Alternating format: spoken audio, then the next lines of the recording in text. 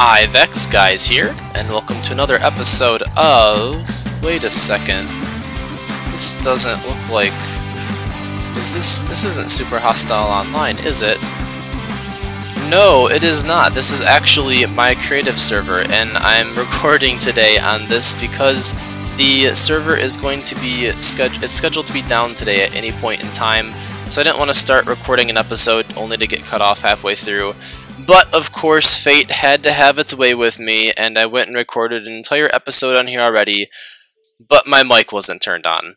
So that's a little bit unfortunate, but that's just something I have to deal with, and that's okay.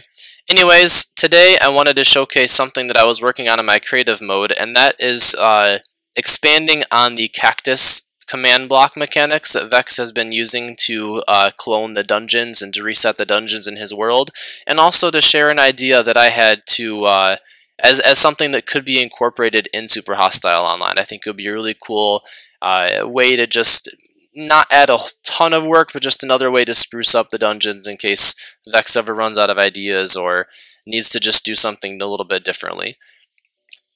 So first I'll explain the cactus mechanics, so anybody who already knows how these works, you don't really need to watch this part of the video. It should only take a couple minutes to explain. Basically, each of these command blocks has a clone command, which specifies a specific area. So the first three numbers is the starting point, and the second three numbers are the ending point. So the starting block and the ending block of the area that you are going to be cloning. So this is the X coordinate, Y coordinate, and then Z coordinate. And then these three numbers here are the coordinates of the starting block for the area that you are cloning to.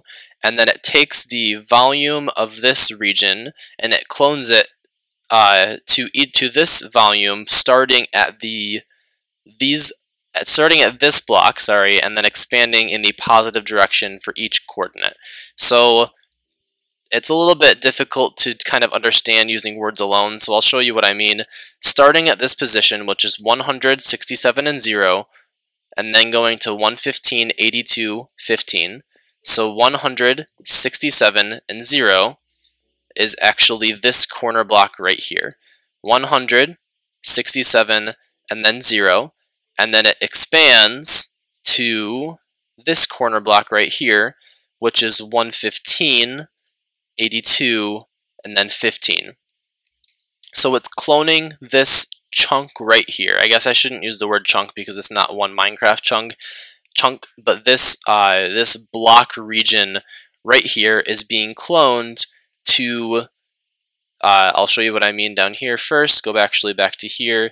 It's starting at the block 120, 67, negative 20. So 120, 67, and negative 20, so 120, 67, negative 20, which actually is this block right here, and it is cloning everything from here to fill the same region, so it's this entire area that's being replaced. So how this works in Vex's dungeons is that each time this cactus grows, which happens randomly every couple Minecraft days, I don't know the exact value, but it's fairly slow, but not forever. It does happen. But whenever this grows, it will drop a cactus block like that onto the wooden pressure plates, which will light the redstone signal below, and then replace this area with whichever one is highlighted. So let me collect that cactus block back. Because it set off this first command block, it's replacing it with this region down here. Now, the new twist that I have added, and I don't know if Vex might have already thought of this himself, I think it'd be a cool addition to Super Hostile Online, is to have three separate regions that constantly are replacing each other within the same dungeon. So depending on how lucky you are, you could either find a chest with loot in it, or nothing at all. So just to show you an example, when this first one is pressed, there is a little ladder you can walk up over here, you can climb up, you can get yourself 2 cactus blocks, which maybe they're useful in this version of the map, who knows. but there's nothing else you can do on this surface here. Now, when the second cactus grows and falls off, it will light up this command block, which will replace it with the second segment right here. In this one, there is nothing at all you can do. You can't even, unless you had, maybe I put that there so you can actually get up to this level, but even then there's nothing you can do. It's just a little cove to hide out in, so it looks very casual, not important. And then once in a while, when this third one gets pressed, it changes to this region, which is the third one out here. You can see right there. And in this version, you can actually climb up here. You can check out this little cactus growing area. I actually, side note, I really like this texture together. The red sand, the podzol, and then the lava with cactus. I like how this looks. I might use that in a future build. But look at this. There's now a tunnel reaching to a secluded chest that maybe has been surrounded entirely by bedrock, so you can't reach it any other way. You can't just tunnel to it. Who knows? You can be creative as a map maker in how you present this area if you want it to be completely secluded or reachable. Who knows? But or maybe in the other different segments you have this patch actually blocked off. Let's say this is the back right there. This is actually blocked off with bedrock, so you can't even dig your way through to this chest. But because this specific variation was open, you can get back here and you get a block of emerald.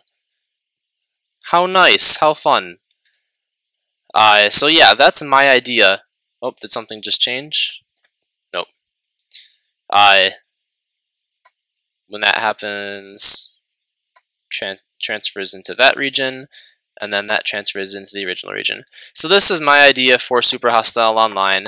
I've had so many more ideas and ways you could use this just from making the video. One example could be a secret hallway that maybe instead of it being a cactus mechanic, maybe only at nighttime, the daylight sensor is not lit, which causes something to be picked up. Let's actually build that right now. So let's say, where's my daylight sensor? Right there. Oh, I don't need 64.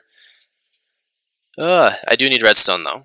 So where's my redstone torches? Okay. So if we want that secret loot, so this third one, to only be unlocked during the nighttime, what we would do, instead of this cactus, we'll just delete that for now, we would have a daylight sensor. I'm going to put it actually on this side where the daylight's actually reaching it. We would have a daylight sensor right here.